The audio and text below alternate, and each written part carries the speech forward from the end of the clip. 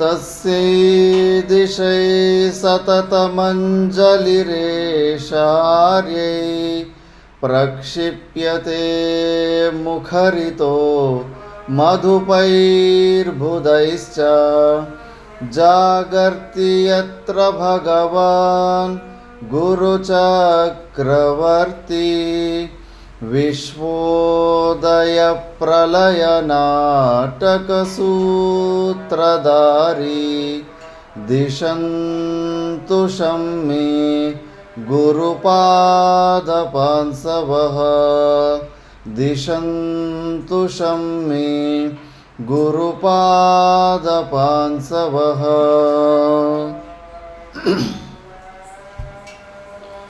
ಕನ್ನಡದಲ್ಲಿ ಹೇಳೋಣ ಬರುತ್ತೆ ಎಲ್ರಿಗೂ ಕನ್ನಡ? ತೆಲುಗನಾ? ಸರಿ. ಮೊಟ್ಟಮೊದಟ ಇದು ಸ್ವಲ್ಪ ಮುಂದೆ ಬಂದರೆ ಅದು ಲೂಸ್ ಮಾಡಿ ಮುಂದೆ ಬರಲಿ ಮೈಕ್.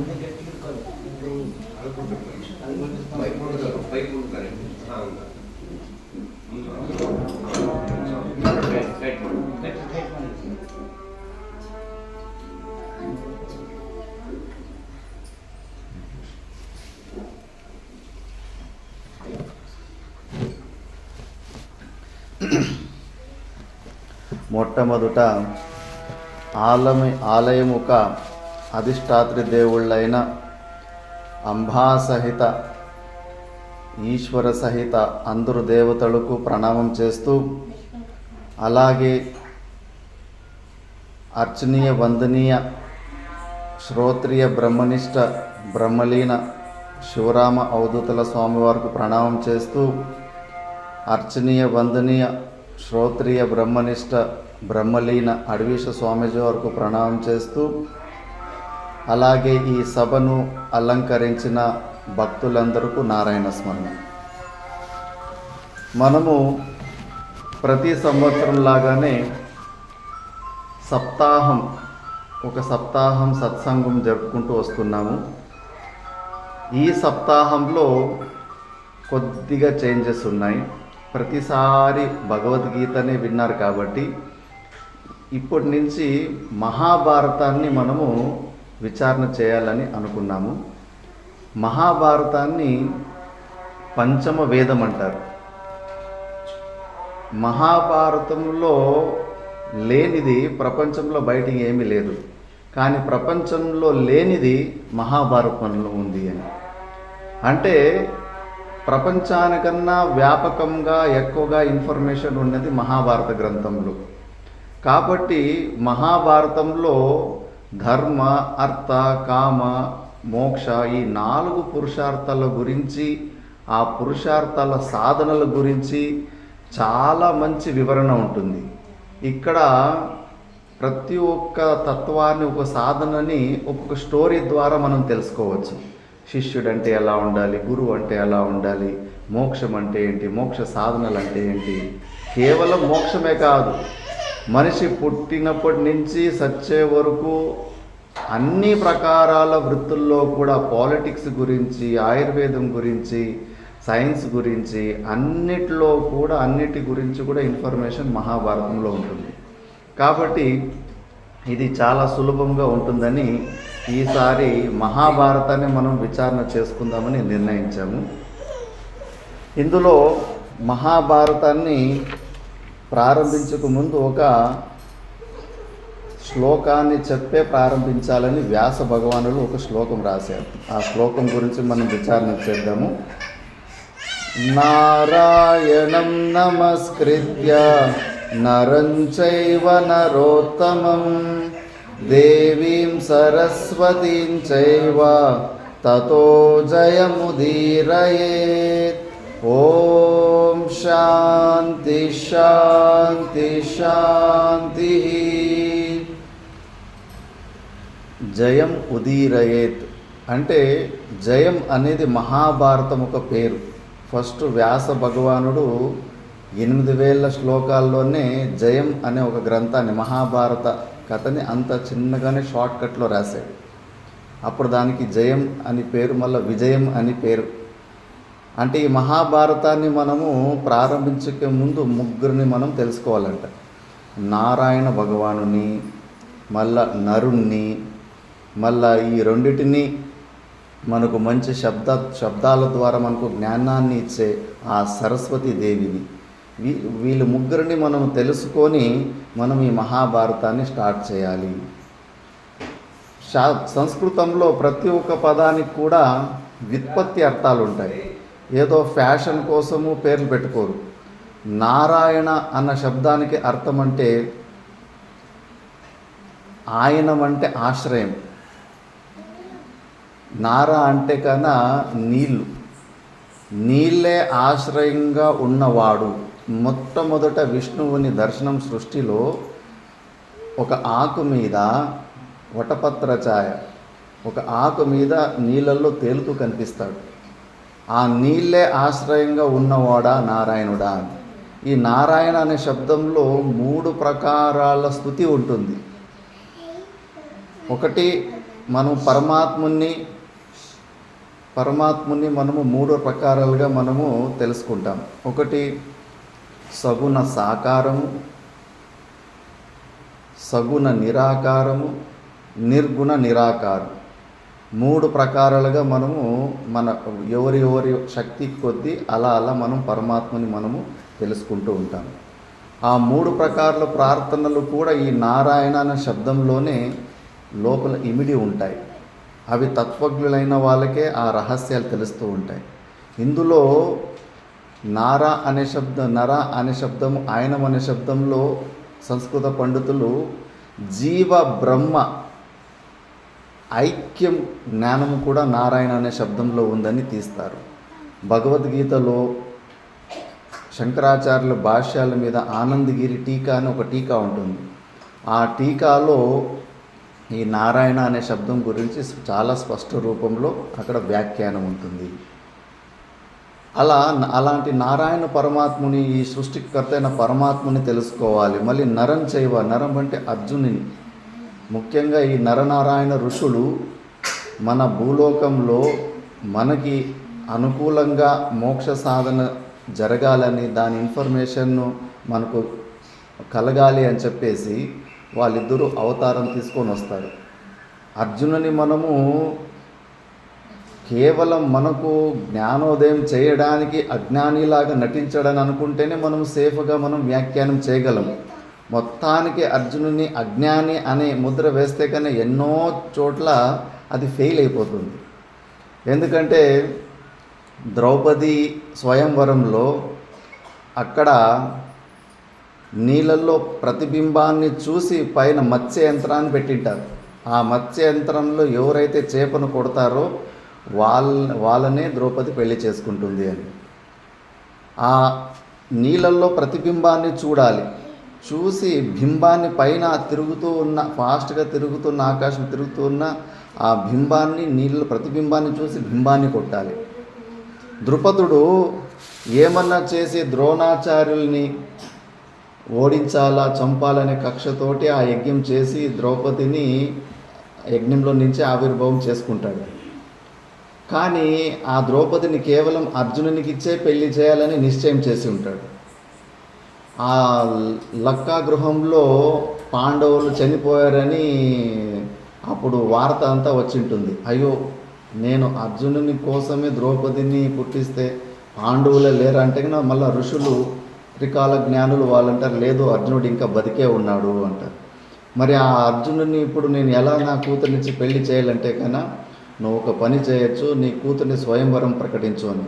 మరి స్వయంవరం ప్రకటిస్తే కానీ మిగతా వీరులు కూడా వస్తారు, వాళ్ళు కూడా గెలుచుకోవచ్చు కదా అంటే లేదు, మేము ఒక యంత్రాన్ని మేము నిర్మిస్తాము, ఈ యంత్రాన్ని కేవలం జీవ బ్రహ్మ ఐక్య జ్ఞానం తెలిసిన వ్యక్తి అంటే ఒక బ్రహ్మజ్ఞాని మాత్రమే దీన్ని కొట్టగలడు అంటారు.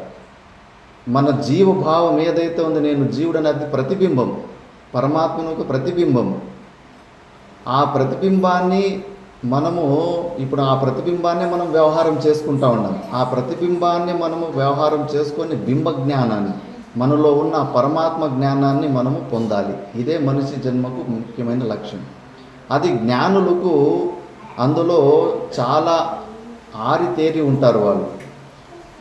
ఇలాంటి బ్రహ్మజ్ఞానం ఉన్న క్షత్రియ వీరుడు ఇప్పట్లో అయితే ఒక అర్జునుడు ఉన్నాడు, భీష్ముడు ఉన్నాడు, ద్రోణాచార్యులు భీష్ముడు వయసు అయిపోయింది కాబట్టి వాళ్ళు స్వయంవరానికి రారు. అర్జునుడు ఒక్కడే దీన్ని కొట్టగలడు అని చెప్పేసి ఋషులంతా దాన్ని అంతా ప్లాన్ చేసుకొని సెట్ చేసి అది ఆ మత్స్య యంత్రాన్ని రెడీ చేస్తారు. అందరూ కర్ణుడు వచ్చింటాడు, మిగతా వీరులు శల్యుడు, మళ్ళీ శిశుపాలుడు అందరూ వచ్చింటారు. అది ఎలా కొట్టాలంటే ప్రతిబింబాన్ని చూసి 5 బాణాలు ఒకేసారి ప్రత్యంచులో దారంలో ఒకేసారి కొట్టాలి దాన్ని. ఆ ధనుష్ ఎంత గట్టిగా ఉంటుందంటే దానికి దారం ఎక్కియడంలోనే అందరూ ఫెయిల్ అయిపోతారు. చాలా దగ్గర వస్తారు, ఇంకొక 2-3 మిల్లీమీటర్లంత దగ్గరలో ఉన్నప్పుడు దాన్ని ఎక్కించలేకపోతారు. అది మళ్ళీ వదిలిపెట్టినప్పుడు స్ప్రింగ్ లాగా టక్ అనేస్తే కానీ ఆ ఫోర్స్కి కింద పడిపోతూ ఉంటారు. అందరూ నవ్వుల పాలవుతూ ఉంటారు. కర్ణుడు చాలా వరకు దగ్గర వరకు వచ్చేసేటట్టు కాస్త పెండింగ్ ఉంటుంది, ఆయన ఆ కర్ణుడు కూడా దాన్ని ఆ దారాన్ని కట్టలేకపోతాడు. ఇంకా అలాంటి సమయంలో ఇంకెవరు లేరా ఈ మత్స్యంత్రం కొట్టడానికి అన్నప్పుడు బ్రాహ్మణ వేషంలో ఉన్న అర్జునుడు వచ్చి 5 బాణాలు అంటే పంచేంద్రియాల్ని నిగ్రహం చేసుకున్న వ్యక్తే ప్రతిబింబం నుంచి బింబ జ్ఞానాన్ని పొందగలడు. మనం ఇప్పుడు నేను జీవుణ్ణి అన్నది ఇది ప్రతిబింబ జ్ఞానం. ఈ ప్రతిబింబ జ్ఞానంలోనే మనము ఇంద్రియాల నిగ్రహము, పంచేంద్రియాలని నిగ్రహం చేసుకుంటేనే మనలో ఉన్న బింబరూపమైన పరమాత్మని మనము పొందగలము. ఈ జ్ఞానము బ్రహ్మజ్ఞానం ఉంది కాబట్టి అర్జునుడికి ఆ సామర్థ్యము అవన్నీ ఉంటాయి కాబట్టి అర్జునుడు చాలా ఆయాసంగా ఆ దారాన్ని ఎక్కిస్తాడు, 5 బాణాలతోటి ఆ మత్స్యాన్ని కూడా కొట్టేస్తాడు.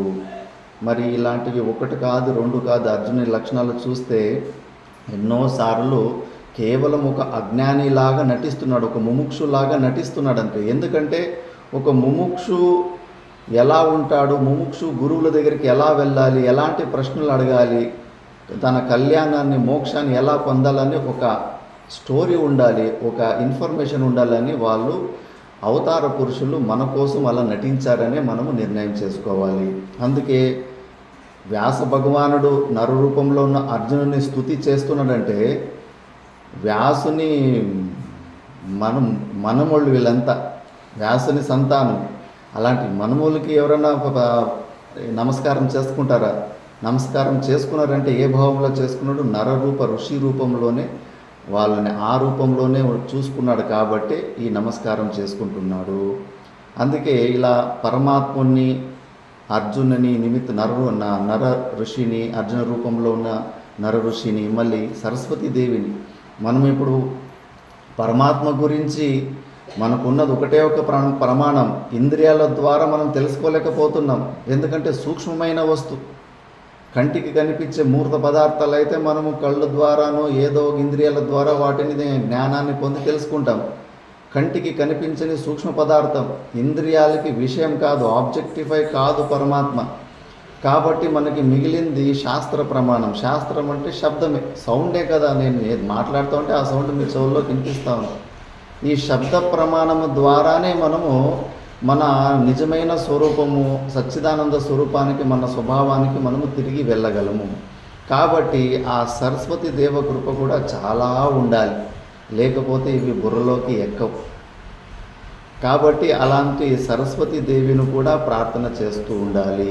కొన్ని చోట్ల సరస్వతిం చైవ, చైవ అనే జాగాలో వ్యాసం, దేవీం సరస్వతిం వ్యాసం తతో జయముదిరత అని వ్యాసం అనే కూడా ఒక పాఠం ఉంటుంది.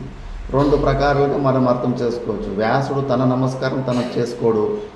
ఒకవేళ వ్యాస భగవానుడు అలాంటి శ్లోకంలోనే వ్యాస శబ్దాన్ని పెట్టాడంటే కనుక వ్యాస అనే శబ్దము ఒక ఉపాధి, అది పోస్ట్. ఇప్పుడు రైటర్, రీడర్, డ్రైవర్ ఇవన్నీ ఒక పోస్ట్కి ఎలాంటి పేర్లో వ్యాస అంటే ఎలాబొరేటర్, విస్తరించేవాడు అని. ముందు వేదం ఒకటే ఉండే, ఆ ఒక వేదాన్ని విస్తరించి 4 వేదాలుగా రాసి మళ్ళా పంచమ వేదం మహాభారతాన్ని రాసి అష్టాదశ పురాణాలు కూడా రచించాడు కాబట్టి, విస్తరించాడు కాబట్టి, ఎలాబొరేట్ చేశాడు కాబట్టి ఆయనకు వ్యాసుడు అని పేరు. వ్యాస భగవానుడు, వేదవ్యాసుడు అని, వేదాలని విస్తరించాడు కాబట్టి వేదవ్యాసుడు అని పేరు. ఆ ఉపాధి రూపంలో కావాల్సి ఉంటే వ్యాస భగవానుడు నమస్కారం చేసుకోవచ్చు, లేదంటే తన నమస్కారం తను చేసుకోడు. పాఠ భేదాలు వేరే చోట ఎక్కడైనా ఒకవేళ వ్యాసం, విష్ణు సహస్రనామాల్లో ఇదే శ్లోకము వ్యాసం అని వస్తుంది, దేవీం సరస్వతిం వ్యాసం అని అలా వస్తుంది కాబట్టి అది దోషం లేదు. ఇలా మనము మంగళాచరణ చేసుకున్నాము. ఈ మహాభారతంలో ముఖ్యంగా 18 పర్వాలు ఉన్నాయి, 1,00,000 శ్లోకాలు ఉన్నాయి. 1,00,000 కాదు, ఇంకా చాలా 80 లక్షల పైన శ్లోకాలలో మహాభారతం రచించారు. కానీ దేవతలంతా పైకి ఎత్తుకెళ్ళిపోయారు స్వర్గానికి. ముఖ్యమైనదంటే మెయిన్, ఎందుకంటే వాళ్ళకి ఆయుష్ ఎక్కువ, వాళ్ళకి రోజు ఇలా స్వాధ్యాయం చేసుకోవడానికి ఎక్కువ సిలబస్ ఉండాలి కదా. ఈ మహాభారతం అయితే కొన్ని సంవత్సరాలు, 5-6 సంవత్సరాల్లో పూర్తిగా అయిపోతుంది. దాని తర్వాత ఆలంబన దొరకదు. ముఖ్యమైన శ్లోకాలని అక్కడ స్వర్గలోకంలోనే ఉండిపోయాయి. భూలోకంలో 1,00,000 శ్లోకాలతో పాటు మహాభారతం ఉంది. అందులో 18 పర్వాలు ఉన్నాయి, చాప్టర్స్, అధ్యాయాలు అనుకోవచ్చు. 18 పర్వాలు. అందులో ఆది పర్వం ఒకటి మొదలు, సభా పర్వము, వన పర్వము, విరాట పర్వము, ఉద్యోగ పర్వము, భీష్మ పర్వము, ద్రోణ పర్వము, కర్ణ పర్వము, శల్య పర్వము, న్యాయ పర్వము అంటారు, సౌప్తిక పర్వము అంటారు దీన్ని 10ది. 11వది స్త్రీ పర్వము, 12వది శాంతి పర్వము, 13వది అనుశాసన పర్వము, 14 ఆశ్రమ వాసిక పర్వము, 15వది మహాప్రస్థానిక పర్వము, 16వది సత్యగ్రహ పర్వము, 17వది అనుశాసన పర్వము, 18వది అశ్వమేధిక పర్వము అని. ఇలా 18 పర్వాలలో మహాభారతం ఉంది. ఇప్పుడు ఈ పుస్తకం సైజు ఉంది కదా, ఇలాంటి 32 పుస్తకాలు ఉన్నాయి. అంత పెద్దది మహాభారతం. అన్ని విషయాల గురించి కూడా ఇందులో ప్రతి ఒక్క పర్వంలో కూడా హెచ్చు తక్కువ ధర్మ, అర్థ, కామ, మోక్ష పురుషార్థాలు, ఈ 4 పురుషార్థాల గురించి ప్రతి ఒక్క పర్వంలో కూడా ఇన్ఫర్మేషన్ వస్తూ ఉంటుంది. సినిమా సీరియల్లో ఎన్నో మిస్టేక్లు చేస్తూ ఉంటారు. అవన్నీ చూసి అవి బుర్రలో బాగా ఫిక్స్ అయిపోయి ఎన్నో అక్కడ లేనివి కూడా సృష్టిస్తూ ఉంటారు. ఈ ద్రౌపది స్వయంవరంలోనే ఆ ద్రౌపది కర్ణుని నువ్వు క్షత్రియుడు కాదు సూతపుత్రుడు అని అవమానించినట్లు సినిమాలు చూపిస్తారు. అది ఏ మహాభారతంలోనూ లేనే లేదు. డైరెక్టర్లు వాళ్ళంతా సృష్టించుకొని ఆ సీన్ని అక్కడ వేసేసారు. కాబట్టి మహాభారతాన్ని డీటెయిల్గా చదివితే కన్నా చాలా ప్రతి ఒక్క పర్వంలో ఋషుల గురించి, జ్ఞానం గురించి చాలా స్పష్టంగా విషయాలు ఉంటాయి. ఇందులో ముఖ్యంగా ఇప్పుడు ఈ స్టోరీ నైమిషారణ్యంలో ఇది స్టార్ట్ అవుతుంది. ఉత్తరప్రదేశ్లో లక్నో పక్కలో 100 కిలోమీటర్ దూరంలో గోమతి నది పక్కలో నైమిషారణ్యం ఉంటుంది. అక్కడ చక్రతీర్థం ఉంటుంది, వ్యాసగద్ది ఉంటుంది, గోమతి నది ఉంటుంది, ఎన్నో ఆశ్రమాలు కూడా ఉంటాయి అక్కడ.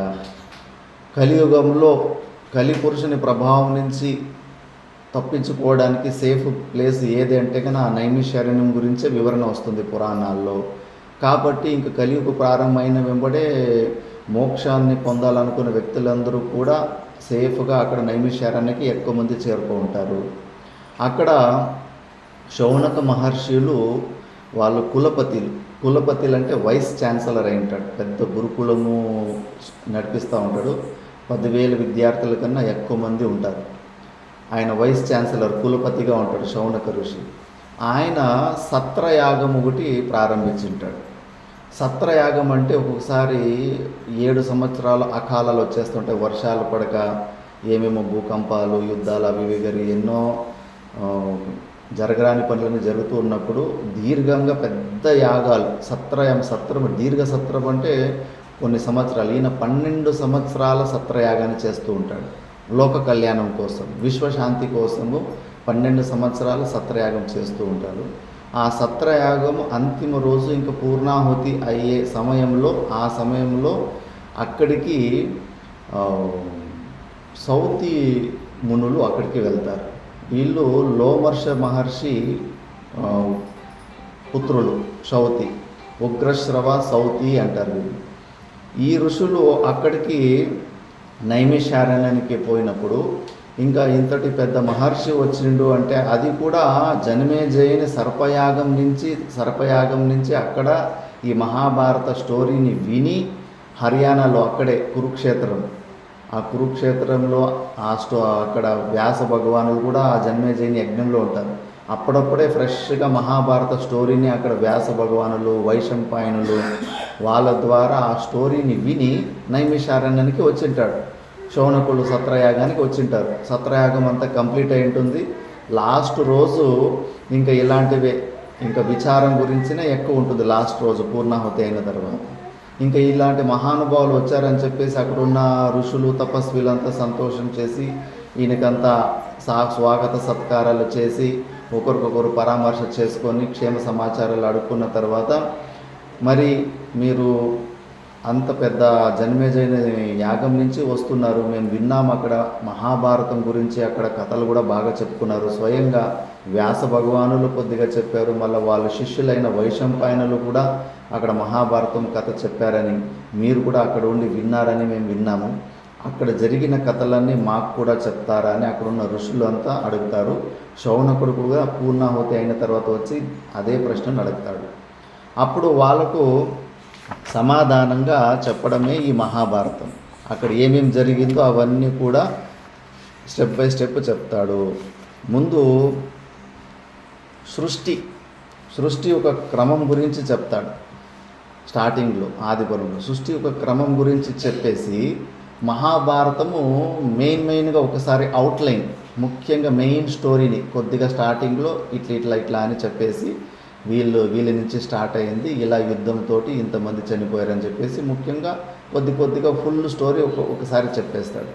మళ్ళీ ఒక్కో స్టెప్పే మిగతా పర్వాలంతా ఫుల్ డీటెయిల్గా ఇందులో అన్ని రామాయణం విషయాలు వచ్చేస్తాయి, అన్ని అష్టాదశ పురాణాల్లో ఉన్న కథలు కూడా ఇందులో వచ్చేస్తాయి, ఎంతోమంది ఋషుల చరిత్రలు వచ్చేస్తాయి ఇందులో.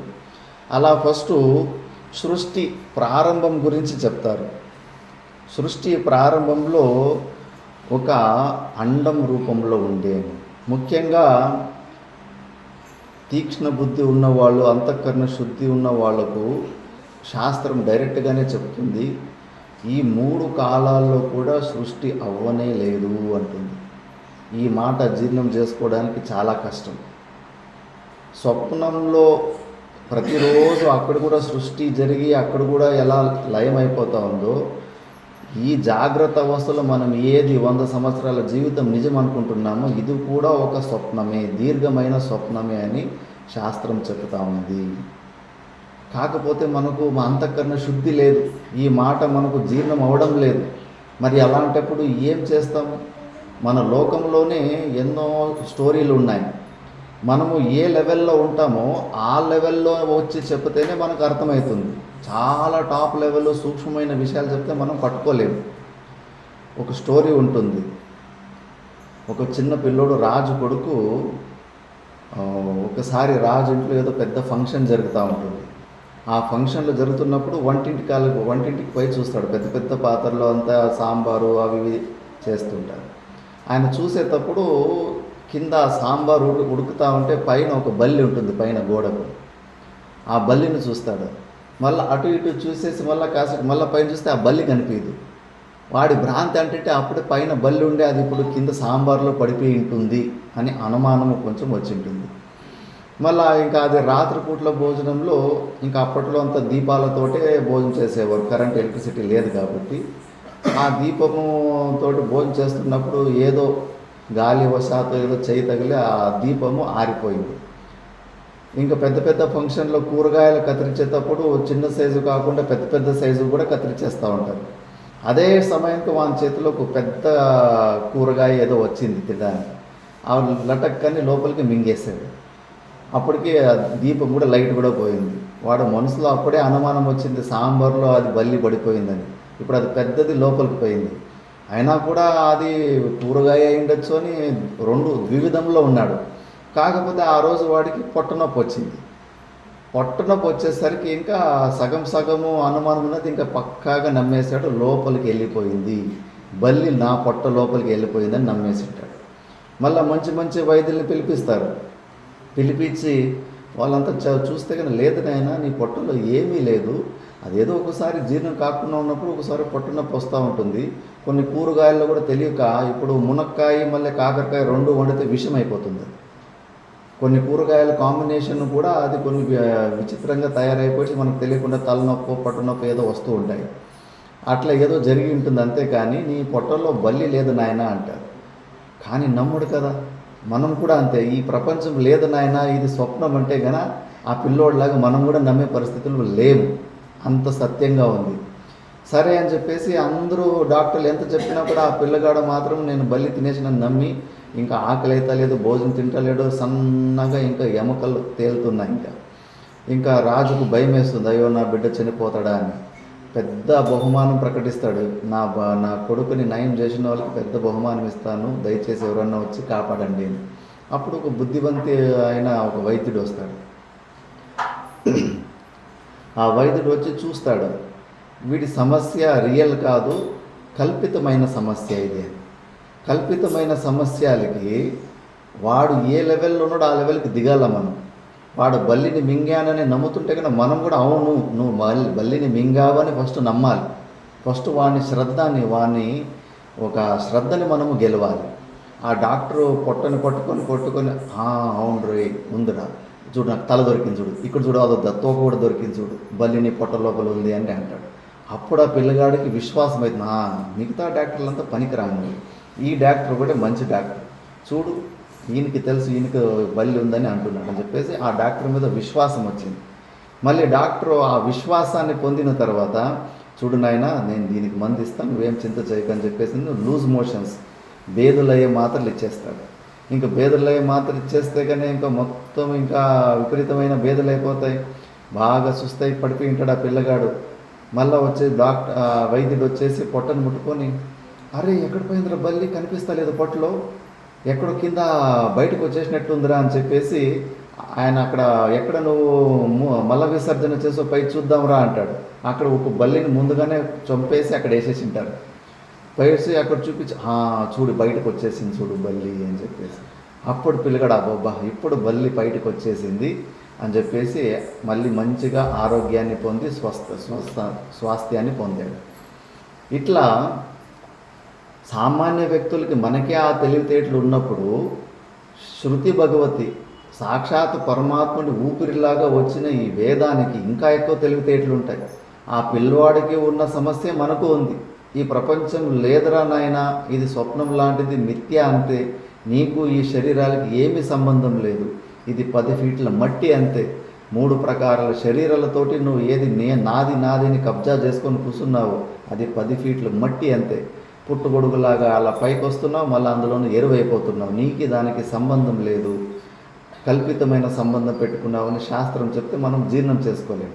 అప్పుడు ఏం చేస్తుంది శాస్త్రం కూడా, మనం ఈ జగత్తుని సత్యమని నమ్మినాం కదా, సరేలే నువ్వు నీ జగత్తుని సత్యమని నమ్మినావు కదా, మరి సత్యమని నమ్మినాము, దీనికి స్టోరీ కూడా కావాలా మనకి. ఇప్పుడు ఇది ఎట్లా పుట్టింది, ఈ సృష్టి ఎట్లా పుట్టింది అని స్టోరీ కూడా కావాలా. ఓకే నీకు స్టోరీ కూడా కావాలా, సరే నా దగ్గర స్టోరీ కూడా ఉందని శాస్త్రం కూడా అధ్యారోప అపవాదాభ్యాం నిష్ప్రపంచం ప్రపంచీయతే అంటుంది. లేని ప్రపంచాన్ని ఈ ప్రపంచం ఉన్నట్టుగా, దీనికి సృష్టికి అయినట్టుగా, పాలన అవుతున్నట్టుగా, మళ్ళీ లయం అవుతున్నట్టుగా శృతి కూడా సృష్టి కథనల గురించి చెబుతుంది. ఆ సృష్టి క్రమలో మహాభారతంలో ఒకలాగా, ఇంకో ఉపనిషత్తులో ఒకలాగా, ఇంకో ఉపనిషత్తులో ఆకాశాద్ వాయువు, ఆకాశం నుంచి వాయువు, వాయువు నుంచి అగ్ని నుంచి గాలి నుంచి అగ్ని నుంచి పృథివీ నుంచి నీళ్లు, ఇట్లా క్రమం ఉంటుంది. ఇంకో దాంట్లో ఆకాశం వాయువుని వదిలిపెట్టేసి కేవలం మూర్త పదార్థాలు, అగ్ని మళ్ళీ పృథివీ జలాన్ని మూడు ద్వారానే చాందోగ్యోపనిషత్తులో సృష్టి అంతా త్రికరణం అంటారు. కొన్ని దాంట్లో పంచీకరణం ఉంటుంది. ఇట్లా ఒక్కొక్క ఉపనిషత్తులో ఒక్కొక్క స్టోరీ, సృష్టి కథ ఇందులోనే తెలిసిపోతుంది. శాస్త్రానికి ఈ జగత్తు సత్యం అని చెప్పడంలో దానికి ఇష్టం లేదు. ఎందుకంటే స్టోరీలు డిఫరెంట్గా, సృష్టి పుట్టే క్రమాలు ఒక్కొక్క ఉపనిషత్తుకి ఇంకొక ఉపనిషత్తుకి వేరుగా చేంజ్ అవుతుంటాయి. కాబట్టి అవి సృష్టిలో తాత్పర్యం లేదు. కేవలం మనం గట్టిగా నమ్మి ఉన్నాం కాబట్టి మనం ఒక శ్రద్ధని పొందడానికి మనకు ఆ స్టోరీలు కొన్ని స్టార్ట్ చేస్తుంది. ఎందుకంటే అందరూ ఉత్తమాధికారులు ఉండరు. కాసేపు వాళ్ళకి ఇవన్నీ కారణాలు కావాలా. తాడు పాములాగా కనిపిస్తూ ఉంటుంది, పాము పాపం అని అరుస్తూ ఉంటుంది. అక్కడ పాము లేదరా అంటే కన్నా నమ్మరు, ఎందుకంటే పాములాగా కనిపిస్తూ ఉంది. మరి వాని నమ్మకాన్ని మనం గెలవాలంటే కన్నా సరేలే పామే ఉంది కదా, మనం కట్టి తీసుకొని దాని పక్కకి తోద్దామరా అని చెప్పేసి కట్టి తీసుకొని దగ్గరికి పోయి ఆ తాడును చూపిస్తే కానీ అప్పుడు వాడు నమ్ముతాడు. ఫస్ట్ వాడు పాముగా అని ఉంది అని నమ్మినప్పుడు మనం కూడా వాని మాట నమ్మాలి. వాడు నమ్మిన దాన్ని మనం కూడా కొడితే కానీ అప్పుడు వాడు మన మీద శ్రద్ధ చూపిస్తాడు. అలాగే శాస్త్రం కూడా ఇప్పుడు ఈ సృష్టి కథనాల గురించి స్టార్ట్ చేస్తుంది. మహాభారతంలో కూడా ఈ సృష్టి ఎలా అయింది అంటే కన్నా దాని గురించి వివరణ ఉంటుంది. యుగాల్లో ఫస్ట్ ఒక గుడ్డు అండం, నారాయణ పరో వ్యక్త అండమవ్యక్త సంభవం అండస్యాంతస్త్విమే లోకాః సప్తద్వీపాచ మేదిని అని విష్ణు పురాణంలో శ్లోకం ఉంది. స్టార్టింగ్లో కేవలం ఈ ప్రపంచంలో ఒక అండమి కోడిగుడ్డులాగానే ఉండేదంట. ఆ కోడిగుడ్డు నుంచి ఫస్ట్ బ్రహ్మ బయటకు వస్తాడు. బ్రహ్మ బయటకు వచ్చిన తర్వాత ద్వితీయాద్వై భయం భవతి, భయపడిపోతాడు. నేనెవరు, ఈ ప్రపంచం ఏంటి, ఎవరు లేరు. ఒక్కొక్కసారి ఒంటరితనంలో భయం వేస్తుంది. నాకన్నా అతిరిక్తంగా ప్రపంచం ఉంది, నేను ఒక్కడే ఉన్నాను, ఒంటరిగా ఉన్నానని అలాంటి భయం కలిగి ఉంటుంది క్షణమాత్రంలో. కాకపోతే ఆయన ఉత్తమ ఉపాధి, పూర్వజన్మలో ఎక్కువ పుణ్యము చేసుకొని జ్ఞానాన్ని కూడా పొంది ఉండి మంచి ఉపాసన చేసుకో ఉంటాడు. ఆ ఉపాసన చేసుకున్నందుకు ఈరోజు ఆ బ్రహ్మ అనేది ఒక పదవి. వచ్చే కల్పానికి ఇప్పుడు ఎవరైతే హనుమంతుడు ఉన్నాడో హనుమంతుడే వచ్చే కల్పానికి బ్రహ్మ అవుతాడు. ఆల్రెడీ ఫిక్స్ అయిపోయింది. హనుమంతుడు అంత మంచి ఉపాసన, అంత గొప్ప ఉపాసన చేసేసి వచ్చే కల్పానికి నెక్స్ట్ బ్రహ్మ పదవిలో ఆయనే బ్రహ్మగా ఉంటాడు వచ్చే కల్పానికి. అలాగా ఇప్పుడున్న బ్రహ్మ ఉత్కృష్టమైన సాధనలు చేసి హిరణ్య గర్భుడు అంటారు. మనం ఇక్కడ ఆయనని బ్రహ్మ అనొచ్చు, విష్ణు అనొచ్చు, శివుడు అనొచ్చు, దేవి అనొచ్చు, మనం ఏ రూపంలో ఉన్నా మనం చూసుకోవచ్చు. కానీ ఉపనిషత్తుల్లో మాత్రం ఆయన పేరు హిరణ్య గర్భుడే. ఆ హిరణ్య గర్భాన్ని మీరు ఏ రూపంలో చూసుకుంటారో ఆ రూపంలో చూసుకోండి అని. మొదటి శరీరి, ప్రథమ శరీరి అంటారు. మొదటి శరీరం ఆయనదే. ఆయనకు పూర్వజన్మలోనే ఎక్కువ సాధన ఉంది కాబట్టి స్వయంగానే ఆయనకు స్మరణకు వచ్చేస్తుంది జ్ఞానం. ఆ జ్ఞానం వచ్చిన తర్వాత ఆ భయం దూరం అయిపోతుంది. ఓహో అవును కదా, ఇదంతా కూడా మాయా అని చెప్పేసి అప్పుడు ఆయన ఆల్రెడీ ఆ పోస్ట్ కోసం, హిరణ్య గర్భుడు పోస్ట్ కోసము ఉపాసన చేసి ఆ పదవిలో ముందుగానే ఆయన స్వీకారం చేశాడు. కాబట్టి ఒక కల్పాన్ని మొత్తం ఆయన నడిపించాలి. ఆయన జీవులు మనమందరూ ఎన్నో పుణ్యకర్మలు పాపకర్మలు ఎన్నో చేసి ఉంటాం. మనము పుణ్యకర్మాలు పాపకర్మాలని అనుభవించాలంటే మనకు ఒక ప్లాట్ఫారం కావాలి కదా, దానికి తగినట్టుగా ఈ సృష్టి క్రమాన్ని చేయాలి కదా. అందుకే బ్రహ్మదేవుడు జీవులందరికీ కూడా వారి ఒక పుణ్య పాప కర్మాలని అనుభవించేదానికి ఈ సృష్టిని చేస్తూ ఉంటాడు. ఆయనకి వేదాలు ఆకాశ మార్గంలో వినిపిస్తూ ఉంటాయి శబ్దాలు. ఆ శబ్దానికి అనుకూలంగా చెట్లని, నదుల్ని, కొండల్ని ఇలా సృష్టి చేసుకుంటూ పోతూ ఉంటాడు. ఎక్కువగా ముఖ్యంగా ఈ శ్రావణ మాసంలోనే ఎక్కువగా సృష్టి చేస్తూ ఉంటాడు. ఎక్కువ పురుగులు అవి ఇవి ఎక్కువ జన్మ తీసుకునేది ఈ వర్షాకాలంలోనే. ఆయన కంటిన్యూస్గా కల్పాంతం వరకు ఇంకా సృష్టిలు చేస్తూనే ఉంటాడు బ్రహ్మ పదవి. అలా ఫస్ట్ బ్రహ్మదేవుడు పుడతాడు. దాని తర్వాత అవ్యక్తం నుంచి పుట్టిన ఈ హిరణ్యగర్భుడి నుంచి మళ్ళా సనక సనాది ప్రజాపతి వీళ్ళందరూ ఎంతోమంది ఋషులు పుడుతూ ఉంటారు. ఆ ఋషుల నుంచి మళ్ళీ అనేక ప్రకారమైన జంతువులు ఎన్ని 84 లక్షల జీవరాశులు ఏముంటాయో అన్ని ప్రకారాలైన జంతువులు కూడా ఆ ఒక్క గుడ్డు నుంచినే క్రమంగా అన్నీ ఉత్పన్నమవుతూ ఉంటాయి. కాబట్టి మళ్ళీ మనుషులలో మన మెయిన్ సోర్స్ అంతా ఒక వ్యక్తే, బ్రహ్మదేవుడే. ఒక సోర్స్ నుంచినే వచ్చినాం. ఇక్కడేమో మనము కుల మతాలు జాతులు అవి ఇవన్నీ ఏమేమో భేదభావాలు సృష్టించుకొని లేనిపోని రాగద్వేషాలకి దారితీస్తూ ఉంటాం. అందరి సోర్సు ఒకటే. అవన్నీ వ్యవహారం కోసము 4 వర్ణాలని వ్యవహారం కోసము భగవంతుడు సృష్టించాడు, కానీ భేదభావాలు సృష్టించుకొని నేను గొప్ప నువ్వు గొప్ప కాదు అని చూపించుకోవడానికి కాదు. ఎందుకంటే 4 ప్రకారాల మనుషులు ఉంటేనే ఏదైనా ఒక పని సాధ్యమవుతుంది.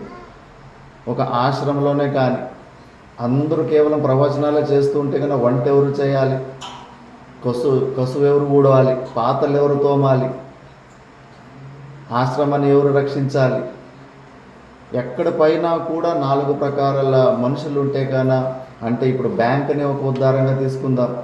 బ్యాంకులో ఒక మేనేజర్ ఉంటాడు, ఆయన బ్రాహ్మణోత్తములాగా అనుకోండి. ఎంప్లాయీస్ మళ్ళీ ఒక సెక్యూరిటీ గార్డు ఉంటాడు, ఆయన క్షత్రియుడిలాగా అనుకోండి, క్షత్రియుడిలాగా కాపాడుతూ ఉండాలి గన్ను పెట్టుకొని.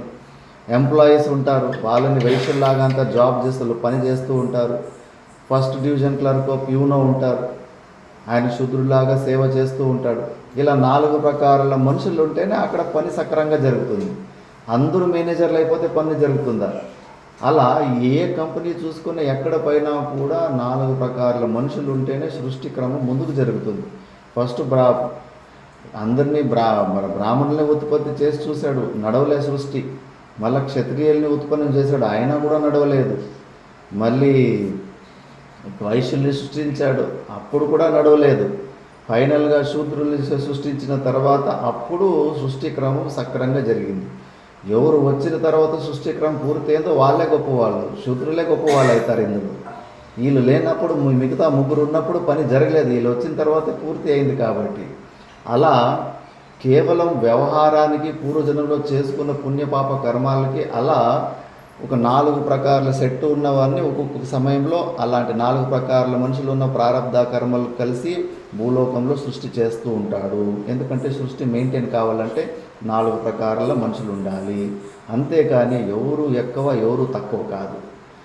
ఇలా అట్లా చతుర్వర్ణ ఆశ్రమాలు సంవత్సరాలు ఇవన్నీ కూడా మనముక సృష్టి పుట్టిన తర్వాత కల్పితమైనవే. నిర్వికల్ప సమాధి స్థితికి పోతే సమయం కూడా ఉండదు. ఇలా సృష్టి క్రమము ఒకటి తర్వాత మొత్తం అన్నీ పుట్టుకుంటుంటాయి. శుక్లపక్షాలు, కృష్ణపక్షాలు, వారాలు, రోజులు, గ్రహాలు, దేవతల సంఖ్య కూడా వస్తుంది. 36,333 దేవతలు అప్పట్లో సృష్టించారు. మళ్ళా 33 కోట్లు దేవతలు అంటారు కదా, 33 కోటి అంటే ప్రకారం, 33 ప్రకారాల దేవతలు అని చెప్పేసి. అవి మరుత్ గణాలు, అశ్విని దేవతలు, 12 ప్రకారాల సూర్యుని దేవులు, ఇవన్నీ కలిపేసి 33 ప్రకారాలు అవి 33 కోట్ల దేవతలు కాదు. ఇలా దేవతల సృష్టి కూడా జరిగిపోతుంది. ఇలా మొత్తం అంతా శాస్త్రాలు మళ్ళీ మనుషులకు పుట్టినప్పటి నుంచి చచ్చే వరకు ఏమేమి చేయాలా ఏమి చేయకూడదు అనడానికి ఏదో ఒకటి ఇన్ఫర్మేషన్ ఉండాలి కదా. అందుకే ఈ వేదాలు ఉత్పన్నమయ్యాయి. ఆయుర్వేద శాస్త్రము, ధనుర్వేద శాస్త్రము, గాంధర్వ శాస్త్రము, ఇలా రకరకాలుగా ఎన్ని ప్రకారాల విద్యలు ఉన్నాయో ఇప్పుడు అన్ని ప్రకారాల శాస్త్రాలు కూడా పరమాత్ముడు సృష్టి క్రమంలోనే సృష్టించాడు. అందుకే మనము శాస్త్రాన్ని తెలుసుకొని మనము మన కార్యాలు చేసుకుంటూ ఉండాలా. మనకు శాస్త్రం చదివే సమయము సామర్థ్యం లేనప్పుడు శాస్త్రాన్ని తెలిసిన విద్వానుల దగ్గర అడిగి మరి ఈ పని చేస్తున్న ఇది కరెక్టా కాదని తెలుసుకొని మనము చేస్తూ ఉండాలా. ప్రతి ఒక్క పనికి అది కరెక్టా కాదన్న దానికి మనకు శాస్త్రంలో ప్రమాణం ఉంటుంది. ఇప్పుడు మొన్న మహాభారతంలో ఒక శ్లోకం చదివాము, 1000 అబద్ధాలు చేసేనే ఒక పెళ్లి చేయాలి అనే మాట మన అందరిలోనూ ఉంది కదా. అది మహాభారత శ్లోకంలో ఉంది. మన తాత ముత్తాతలు ఏమైతే ఆచరించుకొని వచ్చారో అవన్నీ శాస్త్రమే. మన భారతదేశంలో సనాతన ధర్మంలో అవన్నీ కూడా మన శాస్త్రాల నుండి వాళ్ళ జీవితంలో వచ్చేసాయి, అవి అలవాటులోకి వచ్చేసాయి. అలా ఎన్నో విషయాలు మనకు ఎలా బతకాలనడానికి మహాభారతంలో కంప్లీట్ డీటెయిల్స్ ఉంటాయి.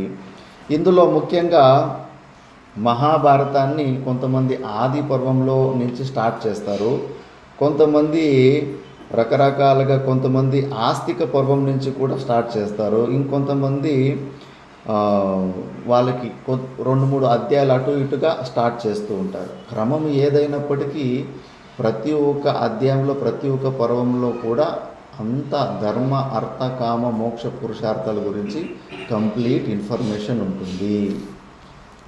ఇలా సృష్టి క్రమం గురించి కొద్దిగా చెప్పిన తర్వాత వాజశ్రవ సౌతి మునులు, ఇప్పుడు మనం స్టోరీ వీళ్ళని మర్చిపోకూడదు. నైమిషారణ్యంలో జరుగుతుంది. ఇప్పుడు నైమిషారణ్యంలో శౌనక మహర్షులు వాళ్ళు చేస్తున్న సత్రయాగంలో ఈ ఉగ్రశ్రవ సౌతి మునులు అక్కడికి వెళ్ళి సౌతి మునులు ఈ స్టోరీ అంతా చెప్తున్నారు. ఈ స్టోరీ ఇలా చెబుతూ స్టార్టింగ్లో మహాభారతాన్ని ఒక అవుట్లైన్ ఇస్తారు. ఆ మహాభారతం అవుట్లైన్ ఏంటంటే ముఖ్యంగా యయాతి నుంచి స్టార్ట్ అవుతుంది. ఈ పాండవుల వంశంలో పూర్వజంలో యయాతి అనే ఒక రాజు ఉంటాడు. ఆ యయాతి చాలా ధర్మప్రదమైన రాజు అయి ఉంటాడు. ఆ యయాతికి ఒకసారి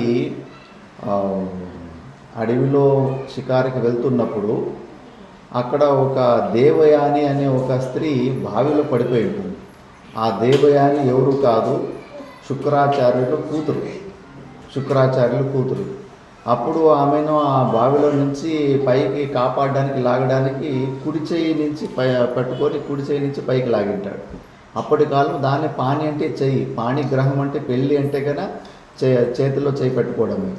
అప్పుడు చాలా స్ట్రిక్ట్గా ఉండేది. ఇప్పుడు అయితే షేక్ హ్యాండ్లు అవి ఇచ్చుకుంటారు, కానీ అప్పుడు షేక్ హ్యాండ్లు ఇచ్చుకుంటే పెళ్ళి అయిపోయేది, అంత సూక్ష్మంగా ఉండేది. అలా కాపాడి ఉంటాడు. దానివల్ల కొన్ని రోజుల తర్వాత దేవయాని నా కుడి చేయి పట్టుకొని ఆయనే నన్ను లాగాడు కాబట్టి ఆయనే నా భర్తని, తర్వాత కొన్ని రోజుల తర్వాత ఆయనని పెళ్లి చేసుకుంటుంది. ఈ స్టోరీ వెనకాల దేవయానిది వల్ల శర్మిష్ఠ అనే ఒక అసురు రాజు కూతురు ఉంటుంది. ఆ అసురు రాజుల్లోనే శుక్రాచార్యులు గురువులుగా పనిచేస్తూ ఉంటే కానీ ఆ రాజు కూతురు పేరు శర్మిష్ఠ, ఈ శుక్రాచార్యుల కూతురు పేరు దేవయాని. ఒకే వయసులో ఉంటారు. ఒకసారి అడవిలో నీళ్ళల్లో ఆటలాడుకుంటూ ఉన్నప్పుడు, ఆ జలకాల నీళ్ళు ఆడుకుంటున్నప్పుడు గాలి వస్తుంది. గాలి వచ్చేసి వాళ్ళ బట్టలు అటున్న బట్టలు ఇట్టులంతా మిక్స్ అయిపోయి ఉంటాయి. వాళ్ళు బయటకు వచ్చేసి ఒకసారి శర్మిష్ఠ దేవయాని బట్టలు వేసుకునేసి ఉంటుంది. దేవయాని బట్టలు వేసుకుంటే కన్నా దేవయాని కోపం వస్తుంది. నువ్వు ఎట్లా నా బట్టలు వేసుకుంటేవి అంటే, మన సనాతన ధర్మంలో గురుపుత్ర గురు సమానం. శుక్రాచార్యులు ఆ అసుర రాజుని గురువులు. ఆ గురువుల పిల్లలు కూడా గురువులకి ఎంత మనం మర్యాద ఇస్తామో అంతే మర్యాద గురువుల పిల్లలకు కూడా ఇవ్వాలి. మన సనాతన ధర్మంలో అలా రాసి ఉంటుంది శాస్త్రాన్ని. అలాంటప్పుడు ఎప్పుడే కానీ ఆ గురువులకు వాళ్ళని ముందుగా ఇడిచిపెట్టాలి. వాళ్ళ బట్టలు అంతా మనం వాళ్ళు వేసుకున్న చెప్పులు మనం వేసుకోకూడదు అని కొన్ని రూల్స్ ఉంటాయి. కాకపోతే ఇంకా చిన్న వయసులో యవ్వనంలో ఉన్నప్పుడు ఆ బట్టలు వేసుకున్నందుకు నువ్వు గొప్ప నేను గొప్ప అని వాళ్ళిద్దరూ చాలా గొడవ పడి ఉంటారు. ఆ గొడవలో ఇంకా మొదలే రాజు కూతురు మరి చూపిస్తే కానీ రాజు కూతురికి కోపం వచ్చేసి, నువ్వేంటి గొప్ప, మా నాన్న దగ్గర మీ నాన్న ఎప్పుడు రోజు భిక్ష ఎత్తుకుంటాడు, మీకు మేము దానం ఇస్తాము, మేము దానం ఇచ్చేటోళ్ళు, మీరు దానం తీసుకునేటోళ్ళు, మా మీద ఆశ్రయం ఉండి మీరు బతుకుతున్నారు, అట్లా ఇట్లా అని బాగా చుచ్చే మాటలు అనేసి ఉంటుంది. దేవయానికి ఇంకా మాట పెరిగేసిందును ఇంకా కోపం వచ్చేసి ఈమెను బావిలో నూకేసి ఉంటుంది శర్మిష్ఠ. ఇంకా అప్పుడు కాపాడిన తర్వాత దేవయాని ఇంటికి రానంటుంది. శుక్రాచార్యులు వెతికిపిస్తాడు, ఏమైంది నా కూతురు ఇంకా ఇంటికి రాలేదు అని చెప్పేసి. పోతే కన్నా ఇట్లంతా జరిగింది, ఆ రాజు కూతురు నాకు ఇంత అవమానించింది, మనము భిక్ష తీసుకునే వాళ్ళమంట, ఆ మర్యాద లేని చోట నేను అస్సలు రాను, నేను చావడానికైనా సిద్ధమవుతాను కానీ నేను మాత్రం ఆ రాజ్యానికి రాను అంటాడు. శుక్రాచార్యులు మంచి పండితుడు కాబట్టి చూడమ్మా, మనస వాచ కర్మన ఎవరో మనకి నిందలు అటాక్ చేస్తూ ఉంటారు. దానికి ఒక కారణం ఉంటుంది. ఊరికి ఏమి జరగదు, కారణం లేకుండా కార్యం ఎప్పుడు జరగదు. పూర్వజన్మలో మనం కూడా వాళ్ళని ఇలాగే ఏదో మనము వాళ్ళని అటాక్ చేసి ఉంటాము. కాబట్టి ఈ జన్మలో మనం ఏమి తప్పు చేయకపోయినా మన మీద వాళ్ళు ఇట్లా అటాక్ చేస్తూ ఉంటారు. అలాంటప్పుడు మనము శాంతంగా ఉండి దాన్ని సీరియస్గా తీసుకోకుండా దాన్ని వదిలిపెట్టేస్తే మళ్ళీ ఇంకో కొత్త కర్మ చేసుకోకుండా అక్కడికక్కడ అది స్టాప్ అయిపోతుంది. అలా కాకుండా వాళ్ళు ఏదో చుచ్చే మాట అన్నారని మనం సమయం చూసుకొని మనం ఇంకో చుచ్చే మాట అంటే మళ్ళీ అది ఎప్పటికీ అది పూర్తి కాదు ప్రారంభం. అందుకే అలాంటి వాళ్ళకు కాకి గూబ జన్మలు ఇచ్చేస్తారట పరమాత్ముడు. మీరు కొట్టుకోండి సాయండి అని చెప్పేసి. రాత్రిపూట్లో పోయిడ్చి గుడ్లు గూబ పోయిడ్చి కాకి గూడులో పోయి దాన్ని ఇబ్బంది పెడుతుంది. పొగలు పోయిడ్చి కాకి పోయిడ్చి గూడులో పోయిడ్చి దాన్ని ఇబ్బంది పెడతా ఉంటుంది. అందుకే ఎవరో ఒకరు దాన్ని తెలుసుకొని కారణం లేకుండా కార్యం జరగదన్న విషయాన్ని తెలుసుకొని దాన్ని మనము స్వీకారం చేసేస్తే అక్కడ అది ముగిసిపోతుంది కథ. మనస వాచ కర్మనులు మనకు అనిపిస్తూ ఉంటుంది, నేను తప్పు చేయకపోయినా ఊరికే వాళ్ళు నా మీద అటాక్ చేస్తున్నారు కదా మనకు అనిపిస్తుంది. ఈ జన్మదే చూసుకుంటాం మనం. పూర్వజన్మదిలో శాస్త్రం మీద విశ్వాసం ఉంటే కన్నా పూర్వజన్మలో ఏమో వాళ్ళు కూడా ఇలాంటి ఇబ్బందులు చేసింటాం కాబట్టి వాళ్ళు మనకి ఎలాంటి ఇబ్బంది చేస్తారు. అలాంటప్పుడు అలాంటివన్నీ సీరియస్గా తీసుకొని మళ్ళా ద్వేషాన్ని పెంచుకోవద్దు. ఇంకా వాళ్ళు పోస్ట్ మ్యాన్ లాంటి వారు. ఇప్పుడు పోస్ట్ మ్యాన్ ఏదైనా టెలిగ్రామ్లో బ్యాడ్ న్యూస్ తెస్తే కన్నా అతని మీద మనం కోప్పడతామా? లేదు కదా. అలాగే మనం చేసిన ప్రారంభ కర్మని వాళ్ళు మన చుట్టుముట్టు ఉన్న వాళ్ళే మళ్ళీ ఎక్కడో ఎవరో పరిచయం లేని అమెరికాలోనే వేరే దేశంలో ఉన్న వ్యక్తి వల్ల మనకు సుఖదుఖాలు రావు. మనం ఎవరితోటి కలిసి ఉంటామో, ఇంట్లో ఉన్న వ్యక్తులు, స్నేహితులు, ఒక ఊర్లో ఉన్న వ్యక్తులు కలిసిమెలిసి ఎవరితోటి ఉంటామో వాళ్ళే మన సుఖానికి దుఃఖానికి నిమిత్తులు అవుతూ ఉంటారు. వాళ్ళే పోస్ట్ మ్యాన్ అవుతూ ఉంటారు మన కర్మలకు. మరి అలాంటి పోస్ట్ మ్యాన్కి మన మనసులో ఇంకా ప్రణామం చేసుకోవాలి కదా. డబ్బులు లేకపోయినా కూడా ఫ్రీగా మనకు డెలివరీ చేస్తున్నాడు మన కర్మలు అని చెప్పేసి. ఇప్పుడు మీరే ఆలోచించండి, ఎవరన్నా ఒక వ్యక్తి చాలా తప్పుడు పనులు చేసేసి మంచి లాయర్ని పెట్టుకొని పనిష్మెంట్ కాకుండా జైలు శిక్ష 12 సంవత్సరాల జైలు శిక్ష కాకుండా తప్పించుకున్నాడంటే కనుక మనం ఎంత తిట్టుకుంటాం. చూడు దుర్మార్గుడు, తప్పు చేసి కూడా శిక్షను అనుభవించలేదని. మనం మాత్రం పరమాత్మని ఏం కోరుకుంటున్నాం? ఇప్పుడు మనకు ఏ దుఃఖం వచ్చినా పూర్వజన్మలో మనం చేసిన తప్పుడు పనులకే కదా దుఃఖం వస్తూ ఉండేది. మనమేమో ఆ దుఃఖం వద్దు అని మనం కోరుకుంటున్నాం. మిగతా వాళ్ళ విషయాల్లో మాత్రం లేదు, వాడు తప్పు చేసినాడు మనకు శిక్ష కావాల్సిందే అని. శిక్ష పడకపోతే చాలా బాధపడిపోతాం మనం, అన్యాయం జరిగిపోయిందని. కానీ రోజు మనం మాత్రం పరమాత్మని దుఃఖముని తీసేయాలా అని చెప్పేసి. ఎలా మరి మనం తప్పులు చేసినందుకే కదా ఈర్పడి దుఃఖం వస్తుంది. అందుకే దుఃఖాన్ని ఆర్తమైన భక్తి, కోరికలు కోరేది ఇవన్నీ నిజమైన భక్తి కాదు. స్వీకారం చేయదు, కంప్లీట్ సరెండర్, పరమాత్మకి కంప్లీట్ సరెండర్ అవడమే నిజమైన భక్తి అని చెప్పేసి స్వీకరించాలి. మనం చేసిన తప్పులకి అది దుఃఖం వస్తుంది, దాన్ని పూర్ణంగా స్వీకరించాలి. మనసులో ఏ వ్యక్తి నిమిత్తం నుంచి మనకు మనసావాచ కర్మన దుఃఖాలు వస్తుంటాయో ఆ వ్యక్తిని తెలుసుకొని క్షమించు నాయన, పూర్వజన్మలో నేను కూడా నీకు ఇలాంటి ఇబ్బందులు పెట్టినట్టున్నాను, ఇప్పటికి ఈ జన్మకు మనం దాన్ని ముగించుకునేద్దాము అని మనసులో ఆ భావన పెట్టుకుంటే అది అక్కడికక్కడ అయిపోతూ ఉంటుంది, మళ్ళీ అది పెరుగుతూ పోతూ ఉంటుంది. ఇలా శుక్రాచార్యులు ఎన్నో నీతి వాక్యాలు చెప్తాడు. ఎంత నీతి వాక్యాలు చెప్పినప్పటికీ దేవయాని కూడా ఒక మంచి విద్వానుని ఇంట్లో పుట్టిన ఆమె దగ్గర ఏమి శాస్త్ర జ్ఞానం లేకుండా ఉంటుందా? ఆమె కూడా శుక్రాచార్యునికి జ్ఞాపకం చేస్తుంది, అవును నాయన, ఈ శాస్త్రము ఒకటే, ఓర్పు సహనం అన్నీ నేర్పుతున్నావు, కానీ ఆ అసురుడు రాజుని కూతురు వాళ్ళు ధర్మాన్ని పాటిస్తున్న నువ్వు ఆలోచిస్తున్నావా? గురుపుత్ర గురుసోమ, గురుదేవుల్ని గురుపుత్రుల్ని ఇంత కించపరిచి అవమానించి నీ శాస్త్రం ఒప్పుకుంటా ఉందా? ఇది తప్పు కదా అని శుక్రాచార్యులకి శాస్త్రము చెప్తుంది. అప్పుడు శుక్రాచార్యులు అవును కదా, నిజమే కదా, అది తప్పు కదా, మళ్ళీ ఈ పరంపర పోతే కన్నా మళ్ళీ ఇంకా వరస్ట్ అయిపోతుందని చెప్పేసి నేను అసురు రాజు దగ్గరికి పోయిడ్చి, చూడప్ప నీ కూతురు ఇలా ఎన్ని ప్రకారాలుగా అవమానం చేసింది కాబట్టి ఇంకా మేము ఈ రాజ్యంలో ఉంటాం, నేను వెళ్ళిపోతానంటాడు. ఇంకా ఆయన వెళ్ళిపోతే కానీ ఆయన దగ్గర సంజీవిని విద్య ఉంటుంది. దేవతలు వచ్చి రాక్షసులను చంపేస్తూ ఉంటే కానీ ఆయన సంజీవిని విద్య నుంచి రాక్షసులను బతికిస్తూ ఉంటాడు. ఇంకా ఆయన పోతే కానీ ఆయన పెట్టిన భిక్షే వీళ్ళకంతా ఆ రాజ్యము సంపత్ అంతా ఆ రాజునికి తెలుసు. ఇంకా రాజునికి గుండె పగిలిపోతుంది. అబ్బో ఇంక ఈయన పోయినాడంటే కనుక ఇంకా ముగిచ్చేస్తారు మమ్మల్ని దేవతలు, మళ్ళీ మేము పాతాళంలోకి పోయి దాక్కోవాలని చెప్పేసి కాళ్ళు పట్టుకొని అడుక్కుంటాడు. లేదు గురుగారు, నాకు తెలియదు అంటే ఈ విషయం కొద్దిగా తెలిసి ఉంటుంది. తన కూతురు దేవయాని ఇద్దరు గొడవ పడ్డారు అని చెప్పేసి దాన్ని లైట్గా తీసుకుంటాడు రాజు. పోనీలే చిన్నపిల్లలు ఏదో గొడవ చేసుకుంటారని, కానీ అది దేవయాని సీరియస్గా తీసుకుంటుంది. అందుకే రాజుకు ఈ స్టోరీ తెలుసు కూడా నిర్లక్ష్యం చేశాడని శుక్రాచార్య నేను వెళ్ళిపోతాను, మర్యాద లేని చోట నేను ఉండను అంటే ఇంకా కాలు పట్టుకొని భయపడి మీరు చెప్పండి, మీరు ఏం చేయమన్నా చేస్తాను, మీరు మాత్రం వదిలిపెట్టుకుపోకండి, మీరు ఉంటేనే మా జీవితం, మీరు లేకపోతే మీరు పెట్టిన భిక్ష ఇది అంటాడు.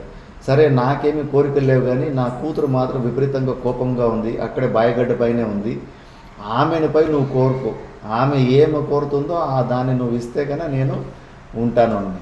సరే అని రాజు పోయేసిందును నమస్కారం చేసి, అమ్మ తల్లి తప్పు జరిగిపోయింది, నువ్వు చెప్పు, నీకు ఏమి ప్రాయశ్చిత్తానికి మేము ఏం చేయలేదు చెప్పు, నువ్వు ఏం చేయమన్నా చేస్తామని.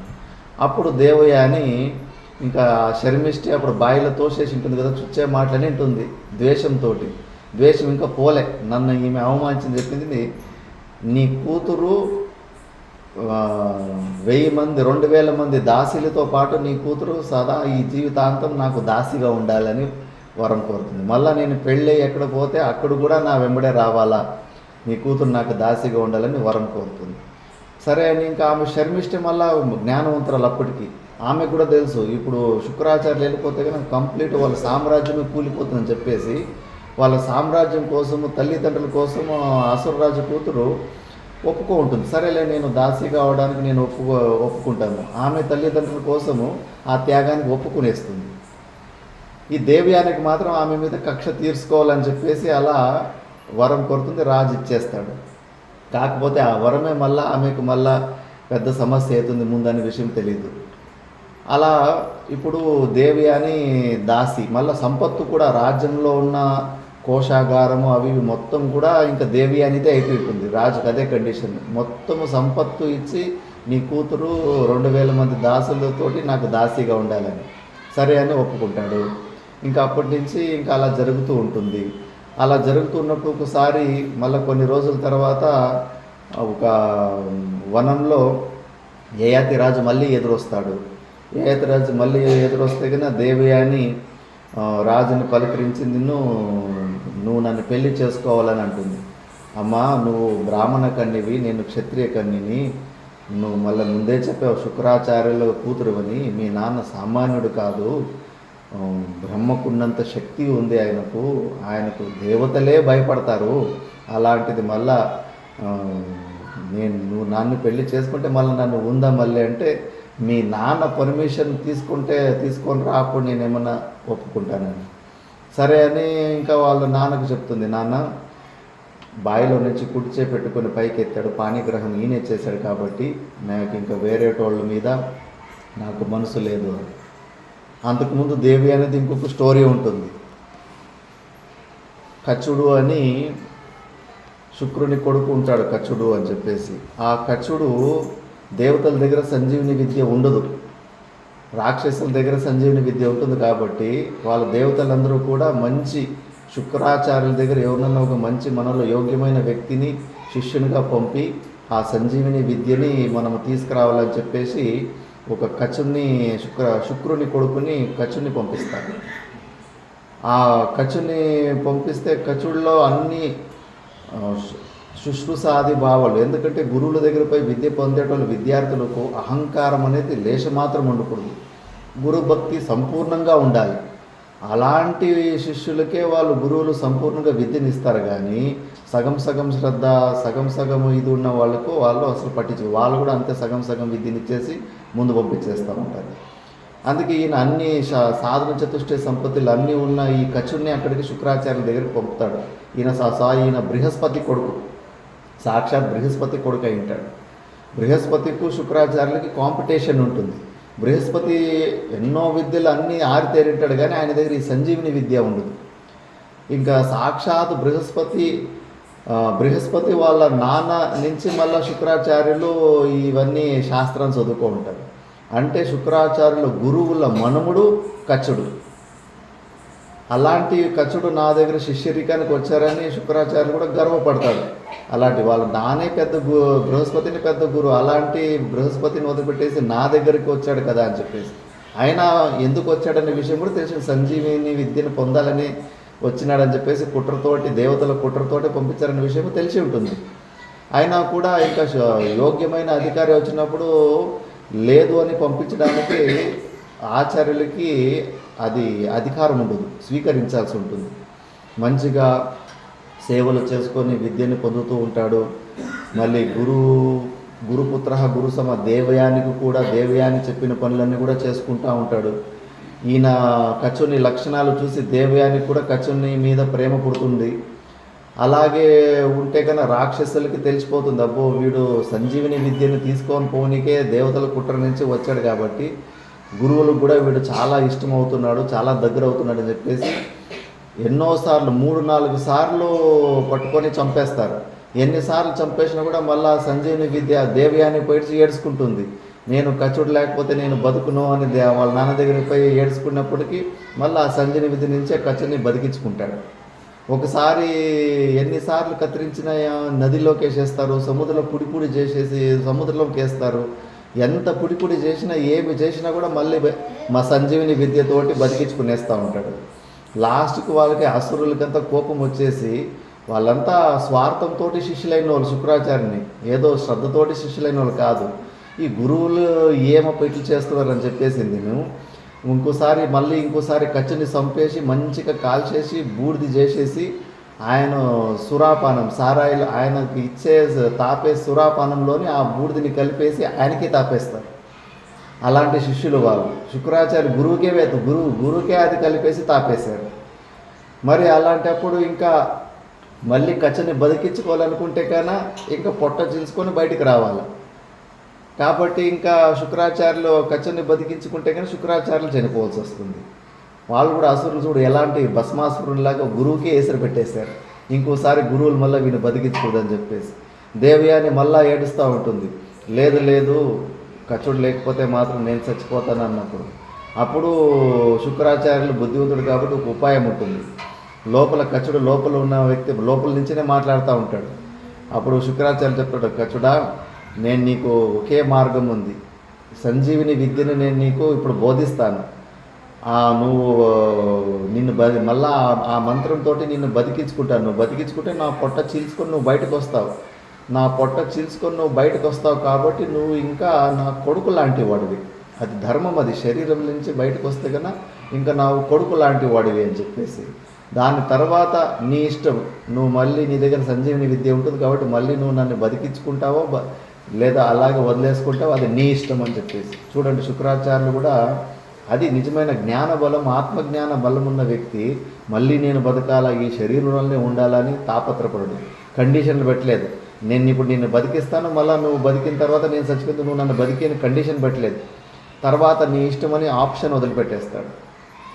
సరే అని కచుడు తర్వాత గర్భం లోపల నుంచి సంజీవిని విద్యని పొందేసి పొట్ట తీసుకొని బయటకు వస్తాడు. శుక్రాచార్యులు చనిపోయి ఉంటారు.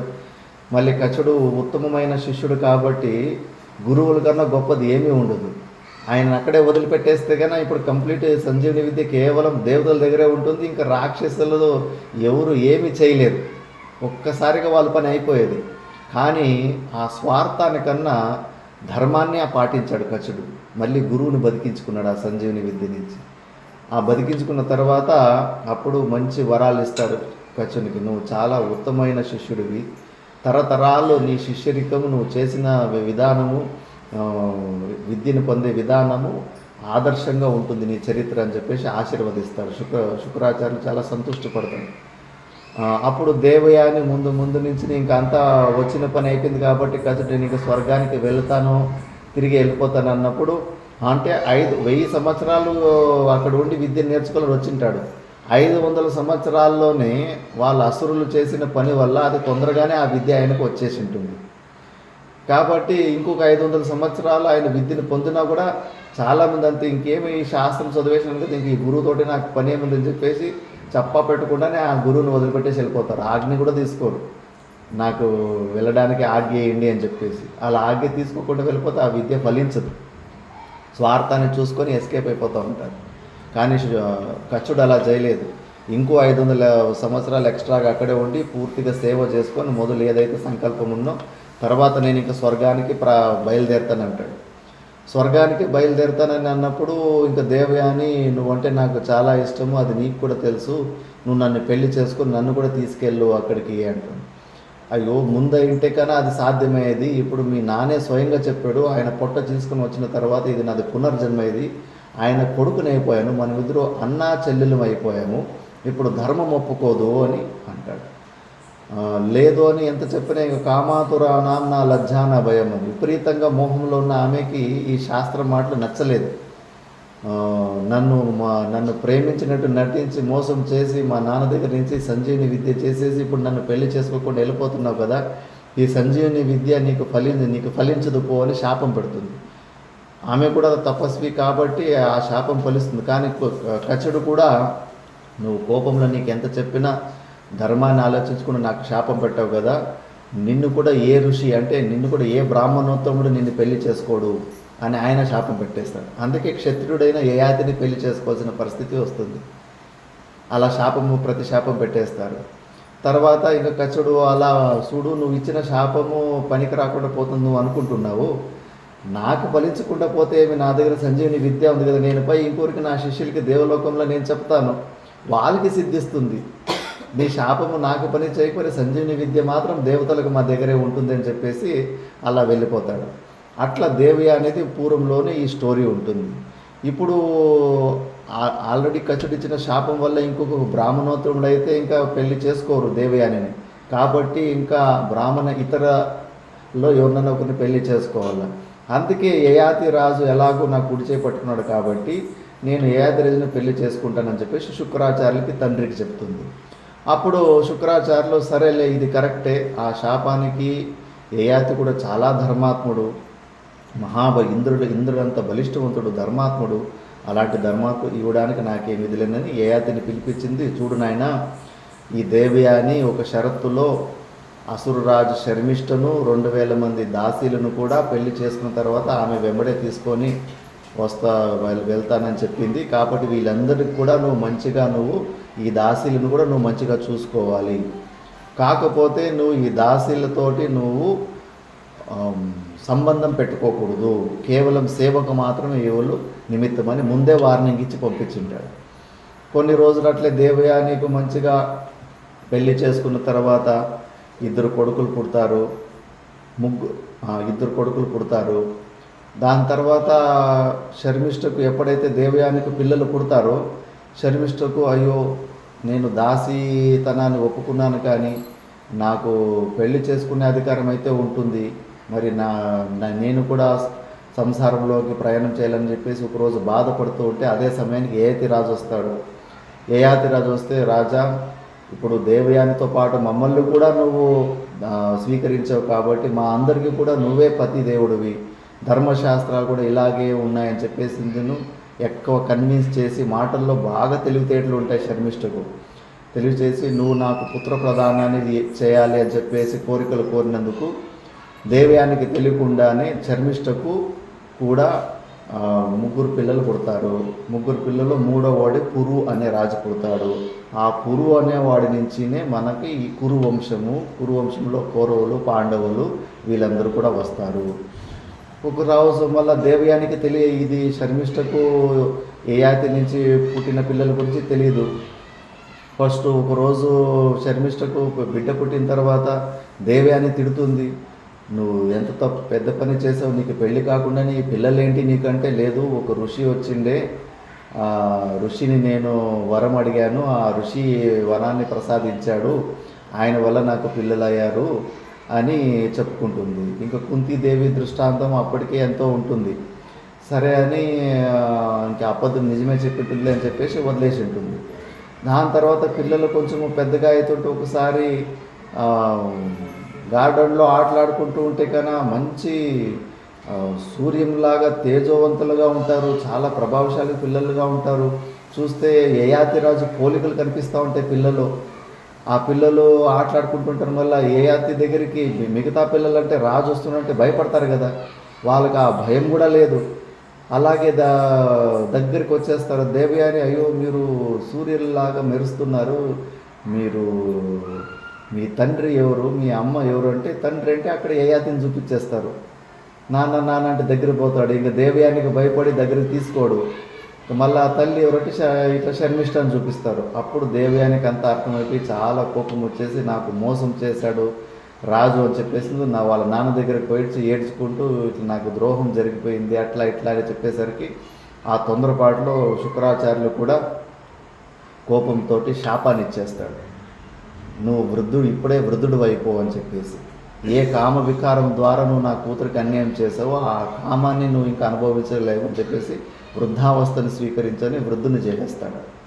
అప్పుడు యయాతి, అయ్యో నా మాట వినుకుండా ఒక్కో సైడే మాట వినేసి ఇలా చేశారు కదా, ధర్మశాస్త్రాల ప్రకారంగానే శర్మిష్ఠత కూడా ఏమీ తప్పు లేదు, రాజును ఏమి కోరికలైనా నువ్వే చెప్పావు, దాసీలు కాబట్టి వాళ్ళని నువ్వు చూసుకోవాలి, వాళ్ళకి ఏమీ లోటు లేకుండా చూసుకోవాలని నువ్వే మాట ఇచ్చావు, ఇలా నాది తప్పు జరిగింది, ఏదన్నా మీరు మళ్ళీ మార్గం చేయాలి అంటే కానీ, అయ్యో నేను కరెక్టే, ఇందులో నీదేమి తప్పు లేదు, మరి నేను ఇచ్చిన శాపం అది వెనక్కి తీసుకోలేము, మీ పిల్లల్లో ఎవరైనా వాళ్ళ యవ్వనాన్ని నీకు 1000 సంవత్సరాలు వాళ్ళు ఇచ్చి నీ వృద్ధావస్థని వాళ్ళకి తీసుకుంటే గాన అప్పుడు నువ్వు మళ్ళీ యవ్వనానికి తిరిగి వస్తావంట. అందరి పిల్లల్ని మొత్తం 5 మంది పిల్లలు ఉంటారు దేవయానికి శర్మిష్ఠకి కలిపి. పిల్లల్ని అందరిని పిలిపించేసి, నాయన నాకు ఇంకా ఇంద్రియ భోగాలు తృప్తి కలగలేదు, 1000 సంవత్సరాలు మీ యవ్వనాన్ని ఇవ్వండి, ఎవరైతే మీ యవ్వనాన్ని నాకు ఇస్తారో వాళ్ళకే రాజ్యాన్ని ఇస్తాను, మళ్ళీ మొత్తం కోశాగారాన్ని అంటే మొత్తం సంపత్తిని వాళ్ళకే ఇచ్చేస్తాను అని ఇట్లా కండిషన్ పెడతాడు. అంత కండిషన్ పెట్టినప్పటికీ ఈ వృద్ధావస్థ అనే వికారాన్ని ఎవరు తీసుకోరు. 5 మందిలో 4 పిల్లలు కూడా లేదు తీసుకోలేము అంటారు. 4 మీద కూడా కోపం వచ్చేసిందను ఒక్కొక్క ప్రకారమైన శాపం కూడా పెట్టేస్తాడు. లాస్ట్ కొడుకు పూర్వ అయినవాడు, సరే నాన్న నేను తీసుకుంటానని చెప్పేసిందను తండ్రి ఒక వృద్ధావస్థని 1000 సంవత్సరాలు తీసుకుంటాడు, యవ్వనాన్ని ఇచ్చేస్తాడు. ఇంకా ఆ యవ్వనంతో యయాతి మహారాజు 1000 సంవత్సరాలు అనుభవిస్తాడు. మళ్ళా ఒక అప్సరస ద్వారా కూడా పెళ్లి చేసుకుంటాడు. ఎంత అనుభవించిన తర్వాత కూడా యయాతికి ఇంకా 1000 సంవత్సరాలు మళ్ళీ తిరిగి కొడుకులకి వాపస్ ఇచ్చేస్తానని చెప్పిండు కదా. కొడుకు దగ్గరికి వచ్చేసి చెప్తాడు, చూడు నాయన, ఈ ఇంద్రియాలు భోగాలు నా అగ్గిలోకి నెయ్యి వేస్తే ఎట్లా ఇంకా మంట ఎక్కువవుతుందో, ఇంద్రియాల ద్వారా మనం సంతృష్టి పరిచే ప్రయత్నాలు చేస్తుంటే నువ్వు ఎంత దానికి ఇస్తూ ఉంటే కూడా ఇంకా కావాలా అని చెప్పేసి అవి అడుగుతానే ఉంటాయి. అవి ఎప్పటికీ తృప్తిని చెందవు. ఇంద్రియాల ఒక స్వరూపాన్ని నువ్వు తెలుసుకో. కాబట్టి ఈ ఇంద్రియాల ద్వారా సుఖాన్ని పొందే మార్గాన్ని నువ్వు వదిలిపెట్టేసి, నాకు విరక్తి వచ్చింది, ప్రపంచంలో ఉన్న అన్ని భోగాలు, అన్ని స్త్రీలని, అంత సంపత్తును అన్నీ ఇచ్చినా కూడా ఈ మనసుకు దాని ద్వారా తృప్తి కలగదు. ఎందుకంటే ఇందులో చాలా మంచి తత్వం ఉంది. శంకరాచార్యులు భగవానులు అంటారు, ఈ ప్రపంచంలో సుఖస్య గంధమపి నాస్తి అని చెప్పేసి, సుఖం ఒక స్మెల్ కూడా లేదు అని చెప్పేసి, కేవలం మనకి భ్రాంతి రూపంలోనే మనకు సుఖం ఉంది విషయాలలో అని మనకు అనిపిస్తూ ఉంటుంది. 2 దృష్టాంతాలు, కుక్క ఎమకని కొరుకుతూ ఉంటుంది, అది దాని చిగుళ్ళే పుచ్చుకొని రక్తము రసము వస్తూ ఉంటే ఉప్పుగా వస్తూ ఉంటే, అబ్బాయి ఈ ఎమకలో నుంచి బోన్ మ్యారో ఏదో ఉప్పు రసం వస్తూ ఉందని దానికి ఫీలింగ్, ఆనందంగా పడతా ఉంటుంది. ఉదయం నుంచి సాయంత్రం వచ్చి కొరుకుతానే ఉంటుంది. వంటి కూడా అంతే, తుమ్మ చెట్టు ఆకల్లో మంచి రసం ఉంది అని చెప్పేసి దాన్ని నములుతూ ఉంటుంది. ఆ ముళ్ళు దాన్ని నాలుగుకి చుచ్చుకొని దాని నాలుగు నుంచి రక్తం బయటకు వస్తూ ఉంటుంది. బయట ఉన్న విషయాల్లో కూడా ఏమీ ఆనందం లేనే లేదు, మనకు అది భ్రాంతి అనిపిస్తూ ఉంటుంది అంతే. మనలోనే ఆనందం వ్యక్తం అవుతూ ఉంటుంది. ప్రతిరోజు మనము సుషుప్తి అవస్థలోకి వెళ్తూ ఉంటాము. ఈ శరీరాలతోటి సంబంధం కట్ చేసుకుంటాం, మనసు బుద్ధులతోటి సంబంధం కట్ చేసుకుంటాం. దుఃఖము మనకు అప్పుడు ఉండదు. అలాంటి నిద్రలో పడుకొని లేస్తే ఎంత ఫ్రెష్ అయిపోతాం, ఎంత ఎనర్జీ, ఎంత శక్తి వస్తుంది, ఎంత ఊర్జా వస్తుంది. మరి మన స్వరూపంలో మనలోనే ఉంది ఆనందం, మనం వెతుకుతున్న ఆనందము మనలోనే ఉంది. చాలా జ్ఞానం ఉంది. యయాతి దృష్టాంతంలో మనం వైరాగ్యాన్ని పొందడానికి చాలా మంచి జ్ఞానం ఉంది.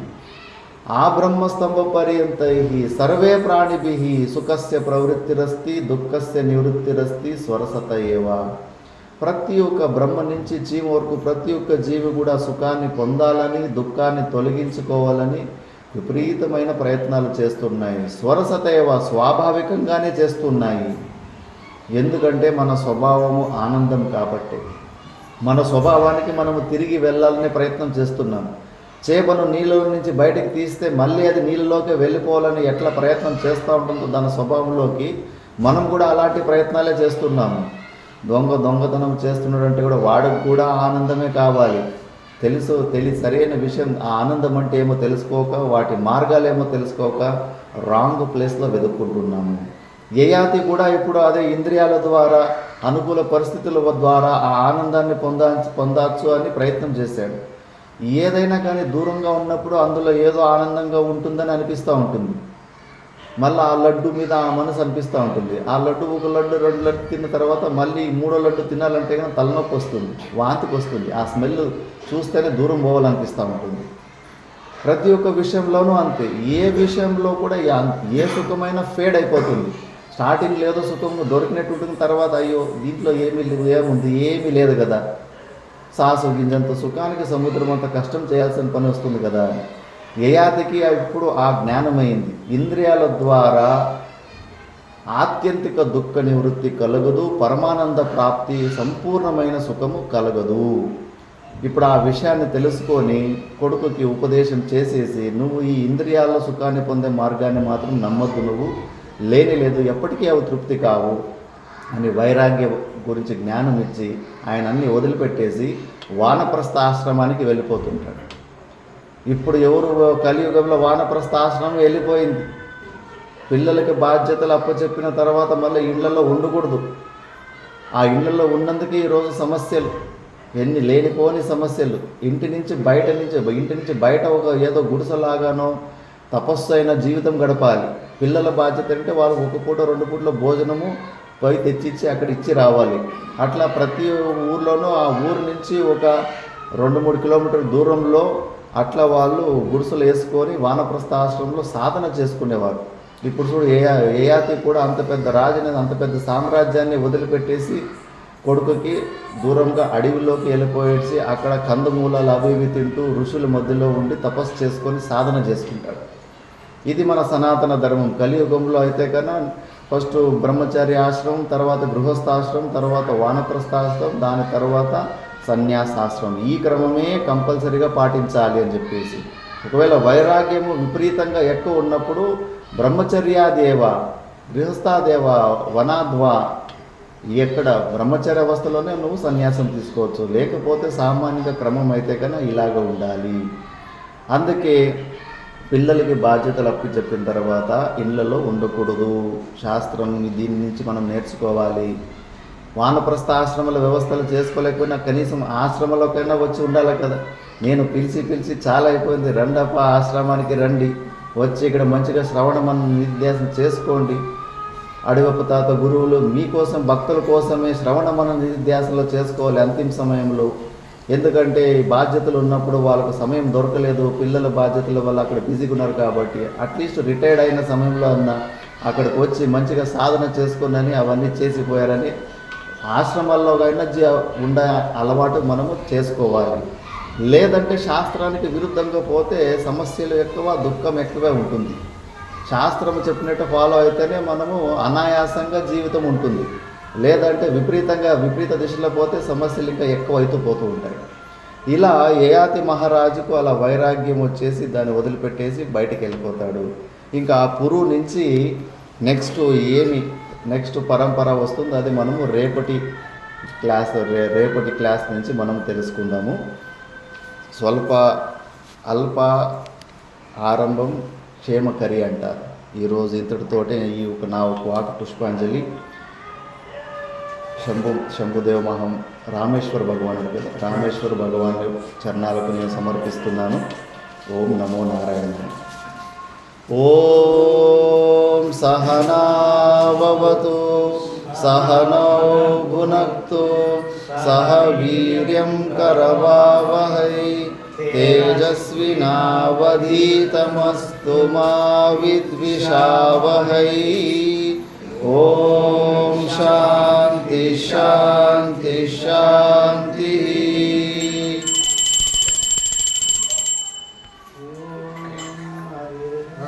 హరే రామ రామ రామ హరే హరే.